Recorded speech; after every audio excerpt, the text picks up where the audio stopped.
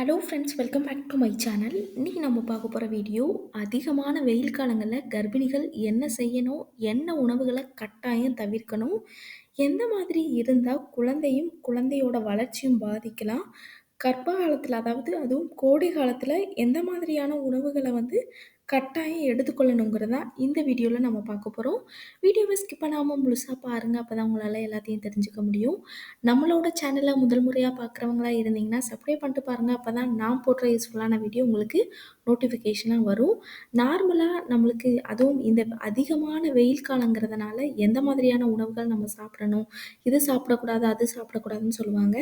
ஆனால் நார்மலாக அதிகமான கோடை காலங்கிறதுனால ரொம்ப அதிக வெயில் அதிகமாக இருக்கும், ரொம்ப வேர்வை அதிகமாக ஏற்படும். இதில் கண்டிப்பாக உங்களுக்கு பாடி ஹீட் அதிகமாகும். நார்மலாக இந்த கோடை காலத்தில் அதிகமான தண்ணீர் சத்துள்ள உணவுகளை கட்டாயம் எடுத்துக்கொள்ளணும். நார்மலாக கர்ப்ப காலத்தில் நம்மளுக்கு இம்யூனிட்டியோட லெவல் ரொம்ப கம்மியாக தான் இருக்கும். ஈஸியாக நம்மளுக்கு ஏதாவது பாதிப்புகள் அதாவது ஏதாவது நோய்கள் தொற்றுக்கள் ஏற்படுறதுக்கு அதிகமான வாய்ப்பு இருக்குது. அதுவும் கர்ப்ப காலத்தில் ரொம்ப முக்கியமான 2 இது பார்த்தோன்னா, ஒரு சிலருக்கு சிறுநீர் பாதை பிரச்சனை தொற்று உருவாகும். இன்னொன்று கர்ப்பப்பையில தொற்று உருவாகும். இது நார்மலாகவே ப்ரெக்னன்சி டைமில் ஏற்படுறது. அதுவும் அதிகமான வெயில் காலங்கிறதுனால நம்மளுக்கு அந்த சிறுநீர் நம்மளுக்கு அடிக்கடி போகும், அல்லது சூடு பிடிச்ச மாதிரி இருக்கும். அந்த இடத்துல ரொம்ப எரிச்சல் மாதிரி ஏற்படும். ஒரு சிலருக்கு அந்த இடத்துல ரொம்ப அதிகமான அரிப்பு மாதிரியோ, ரொம்ப வலி மாதிரியோ ஏற்பட்டால் உடனே நம்ம டாக்டர்கிட்ட போகணும். ஏன்னா ஒரு சிலருக்கு ஈஸ்ட் இன்ஃபெக்ஷனோ, யூரினரி ட்ராக் இன்ஃபெக்ஷனோ ஏற்பட்டிருக்கலாம். நீங்கள் சரியாக பாதுகாக்காமல் இருக்கீங்க, அல்லது நீங்கள் அதை கண்டுக்காமல் இருந்துகிட்டே இருந்தீங்கன்னா, உங்களுக்கு கர்ப்பப்பை வாய் பகுதியில் கூட தொற்றுக்கள் ஏற்படும். கர்ப்பப்பை வாயில தொற்றுக்கள் ஏற்படும் பொழுது இன்னும் பாதிப்பை ரொம்ப அதிகமாக ஏற்படுத்தும். இது குழந்தையை கூட பாதிக்கலாம்னு சொல்லுவாங்க. அது மட்டும் இல்லாமல் இந்த சிறுநீர் தொற்றுப்பாதை, அதாவது நம்மளுக்கு யூரினரி ட்ராக் இன்ஃபெக்ஷன் வராமல் பாதுகாக்கிறதுக்கும், கர்ப்பப்பை வாயில தொற்றுக்கள் ஏற்படாமல் இருக்கிறதுக்கும் நம்ம யூரின் போகிறோன்னா, இப்போ ஒரு தடவை நம்ம போகிறோன்னா ஒவ்வொரு தடையும் போகும் பொழுது நல்லா வாஷ் பண்ணிட்டு வாங்க. நல்லா வெதுவெதுப்பான சுடு தண்ணியிலையோ, இல்லை பச்சை தண்ணியிலையோ எதுலேயோ நல்லா வாஷ் பண்ணிட்டு தான் நம்ம வரணும். ஏன்னா நம்மளுக்கு அந்த யூரின் போயிட்டு ஒவ்வொரு ட்ராப் இருக்கும் பொழுது அது கூட ஏதாவது பாதிப்பை ஏற்படுத்தும். ஒரு நாளைக்கு குறைஞ்சது 3லேருந்து 4 லிட்டர் தண்ணீர் கட்டாயம் எடுத்துக்கணும். ஏன்னா இது அதிகமான வெயில் காலம். இதை தவிர அதிகமான தர்பூசணி பழம் அதிகமாக எடுத்துக்கோங்க, திராட்சை பழம் அதிகமாக எடுத்துக்கோங்க, மஞ்சள் பூசணி அதிகமாக எடுத்துக்கோங்க, வெள்ளரிக்காய் அதிகமாக எடுத்துக்கோங்க, மாதுளம்பழம், வாழைப்பழம், கீரை, பச்சை காய்கறி, கேரட்லாம் அப்படியே கடிச்சு சாப்பிட்லாம். இந்த மாதிரியான காய்கறிகள் கீரை நம்ம டெய்லி எடுத்துக்கொள்றதுனால இது அதிகமான நார்ச்சத்துக்கள் அதிகமாக இருக்குது. வேக வச்ச முட்டை எடுத்துக்கொள்ளலாம். ஏன்னா இதில் அதிகமான புரோட்டீன் ப்ரெசென்ட் ஆயிருக்கு. இதை தவிர புதினாவை தண்ணீரில் சேர்த்து அதை அப்படியே குடிக்கிறனாலும் குடிக்கிறதுனால உங்களுக்கு நல்லா அந்த குளிர்ச்சியாக இருக்கும். அது கூட நம்மளுக்கு அந்த தண்ணீர் தாகம் நம்ம பாடியும் நல்லா சில்லுன்னு வச்சுக்கிறதுக்கு இது ரொம்பவே ஹெல்ப் பண்ணும். வெள்ளரிக்காய்லையும் அதிகமான தண்ணீர் சத்து ரொம்ப அதிகமாக இருக்கும். இதுவும் நம்ம பாடியில் ஈஸியாக தண்ணீர் சத்தை நல்லா இது பண்ணுறதுக்கு, இன்க்ரீஸ் பண்ணுறதுக்கு ரொம்பவே ஹெல்ப் பண்ணும்.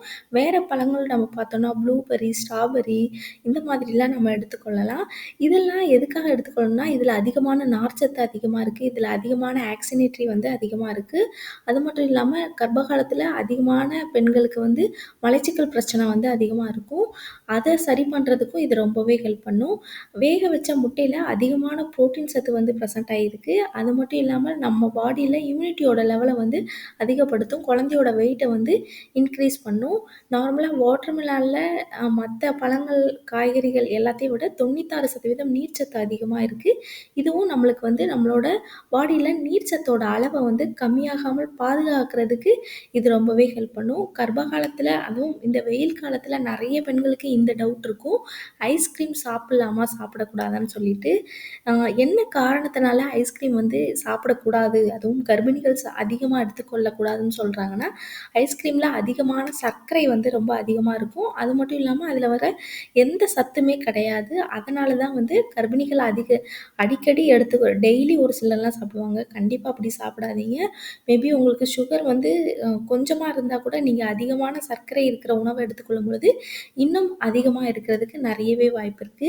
ஒரு சிலர் வந்து என்ன பண்ணுவாங்கன்னா, அதிகமா வெயில் அடிக்குன்னு சொல்லிட்டு எப்ப பார்த்தாலுமே ஏ ஏசி அந்த ரூம்ல போட்டிருந்தாங்கன்னா, அதுக்குள்ளேயே இருப்பாங்க. அப்படி கண்டிப்பா இருக்காதீங்க.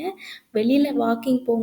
ஒரு சிலர் வெயில் அதிகமா அடிக்கி, நாங்க எப்படி வெளியில வாக்கிங் போவோம்னா, காலையில 7 டூ 8 மணி காலையில 7 மணிலேருந்து ஒரு 7:30 வரைக்குமாக வாக்கிங் போங்க. அப்படி வாக்கிங் நீங்க போகும்பொழுது, உங்களுக்கு கண்டிப்பா இயற்கையாவே விட்டமின் டி சத்து வந்து ரொம்ப அதிகமா கிடைக்கும். இது உங்களோட வளர்ச்சி மட்டும் இல்லாம, குழந்தையோட கண் வளர்ச்சி, குழந்தைக்கு தேவையான மூளை வளர்ச்சிக்கு இந்த விட்டமின் டி வந்து ரொம்பவே தேவைப்படும். அது மட்டும் இல்லாம, நம்ம பாடியில நீர் சத்தோட அளவு ஈஸியா கம்மியாயிடும். ஸோ, மதிய நேரத்தில வந்து அதிகமான தண்ணீர் அதிகமா குடிங்க. ஜூஸ் வந்து ஏதாவது குடிக்க முடிஞ்சதுன்னா குடிங்க. உளுந்த களி, உளுந்த கஞ்சி இந்த மாதிரி எடுத்துக்கோங்க. வெளியில அதுக்காக வெயில் படாம இருக்காதீங்க. கொஞ்சம் நேரம் வந்து நீங்க வெளியில வந்து தாராளமா போயிட்டு வரலாம். இப்ப அதிகமான வெயில் காலங்கிறதுனால கர்ப்பிணிகளுக்கு வந்து தூக்கமே வராது நைட்டு. அவங்கலாம் வந்து நைட்டு தூங்குறதுக்கு முன்னாடி, அதாவது தூங்க போறதுக்கு முன்னாடி வந்து நல்லா ஃப்ரெஷ்ஷா நல்லா குளிச்சுட்டு தூங்கும் பொழுது நல்லா ஆயில் போட்டு நல்லா மசாஜ் பண்ணிட்டு, நல்ல விளக்கெண்ணெய் வந்து உங்களுடைய வயிற்று பகுதி, உங்களுடைய இடுப்பு பகுதி நல்லா மசாஜ் பண்ணிட்டு, வெதுவெதுப்பான சுடு தண்ணீலயோ, அ நீங்க விளக்கெண்ணெய் அப்ளை பண்ணீங்கன்னா, கண்டிப்பா சுடு தண்ணீல தான் குளிக்கணும். குளிச்சுட்டு நீங்க தூங்கும் பொழுது உங்களுக்கு நல்லாவே தூக்கம் வரும். மேபி இதுக்கு வரைக்கும் தூக்கமே இல்லாட்டி கூட, இப்போ வந்து கொஞ்ச நேரமாவது கண்டிப்பா தூங்குவீங்க. அது உங்களுக்கு ரொம்பவே ஹெல்ப் பண்ணும். அது மட்டும் இல்லாம இந்த நேரத்தில நீங்க போடுற ட்ரெஸ் வந்து ரொம்பவே முக்கியமானது. கொஞ்சம் முடிஞ்ச அளவு காட்டன் ட்ரெஸ் யூஸ் பண்ணுங்க. அல்லது நல்லா கொஞ்சம் ஃப்ரீயா ரொம்ப இறுக்கமா ட்ரெஸ் போடாம, நல்லா ஃப்ரீயா போடுங்க. லெகின வந்து கண்டிப்பா அவாய்ட் பண்ணிருங்க. கண்டிப்பா பிரேசியர், பேண்டீஸ் வந்து கண்டிப்பா போடணும். அதுவும் வந்து நல்லா சாஃப்ட்டான கிளாத்ல ரொம்ப ஒரு சிலர்லாம் வந்து எலாஸ்டிக் ரொம்ப இறுக்கமா போடுவாங்க. அப்படி போடாதீங்க. மேக்ஸிமம் அதுவுமே வந்து காட்டன் மெட்டீரியல்ல கிடைச்சதுன்னா, அந்த மாதிரி வாங்கி போடுங்க. பிரேசியருமே அதே மாதிரி தான். ரொம்ப இறுக்கமா போட்டு உங்களோட மார்பகங்களே வலிக்கிற மாதிரிலாம் ஒரு சிலர் வந்து போடுவாங்க. அப்படியெல்லாம் கண்டிப்பா போடாதீங்க. அப்படி போடும்பொழுது உங்களுக்கு மார்பகங்கள்ல அதிகமான வலி வந்து ஏற்படும். அப்படி வலி ஏற்படும் பொழுது இன்னும் வேற வேற பிரச்சனைகள வந்து உருவாக்குறதுக்கு நெறைய வாய்ப்பு இருக்கு. கர்ப்பிணிகள் கோடை காலத்த நெனச்சு பயப்படாம, ஒரு நாளைக்கு குறைஞ்சது 3லிருந்து 4 லிட்டர் தண்ணீர் எடுத்துக்கோங்க. வெள்ளரிக்காய் அதிகமா எடுத்துக்கோங்க. முலாம்பழம் அதிகமா எடுத்துக்கோங்க. மாதுளம்பழம், ஆரஞ்சு, லெமன் இந்த மாதிரியான தண்ணீர் சத்து இருக்கிற பழங்கள் எடுத்துக்கோங்க.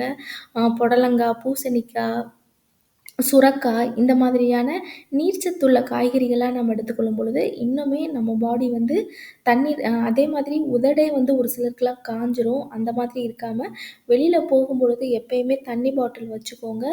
அ ஒரு 5 நிமிஷம் அல்லது ஒரு 10 நிமிஷத்துக்கு ஒரு தடவ தண்ணீர் குடிச்சுக்கிட்டே இருங்க. அப்படி குடிக்கும் பொழுது உங்களுக்கு வந்து உங்களுக்கு உங்களுக்கு மட்டும் கிடையாது, குழந்தைக்கும் வந்து நீர் கண்டிப்பா தேவைப்படும். ஓகே ஃப்ரெண்ட்ஸ், இந்த வீடியோ உங்களுக்கு ரொம்பவே யூஸ்ஃபுல்லா இருக்கும்னு நினைக்கிறேன். இந்த வீடியோ பிடிச்சிருந்ததுன்னா லைக் பண்ணுங்க, ஷேர் பண்ணுங்க, கமெண்ட் பண்ணுங்க. மறக்காம சப்ஸ்கிரைப் பண்ணிடுங்க.